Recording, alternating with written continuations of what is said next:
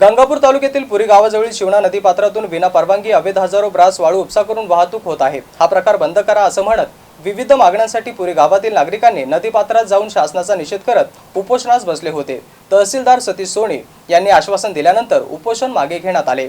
आमचे प्रतिनिधी इब्राहिम शेख यांनी असा आढावा घेतला आहे, पाहूया।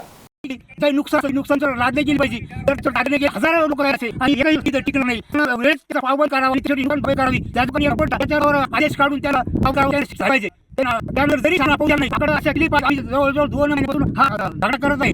एक वेळेस मंदिरात सगळं काकोरी बोलून ते लोक बोलून घेतले, बाबा तुम्ही हे काम बंद करा। त्यांनी ऐकलं, त्यांनी सांगितलं का आम्ही शासनाला याचं डिपार्टमेंटला 40 लाख रुपयाचा हे दिलेलं, तुमचं काय होईल ते करून घ्या, असे आमच्याकडे पुरावे आहेत। वेळ आली तर आमचे पुरावे सादर करू।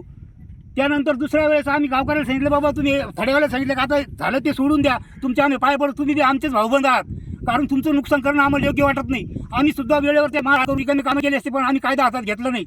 त्यानंतर त्यांनी एवढं सांगून सुद्धा ते ऐकले नाही आणि ह्या थडीबाच्या सुद्धा जाऊन भेटलो त्या मालकाला। त्या मला बाबा इथं त्यांनी सगळं मी सोडली, मग ते उकळी का कोण आहेत, आणि जर शासनाने एवढं करून मी थांबले नाही तर आम्ही कोर्टात आम्ही जायला तयार। आम्ही तहसील आणि पोलीस स्टेशनवर याची कंप्लेंट करू, हिचे सगळे पुरावे परत पंचनामे केला तो डंपरला जातो, याला जबाबदार कोण? त्यानंतर आम्ही पोहोचलो, थडकवण्याचे त्यांनी विकत घेतली, शासनाची माल घेता का मला पहिल्यांदा शासनाच्या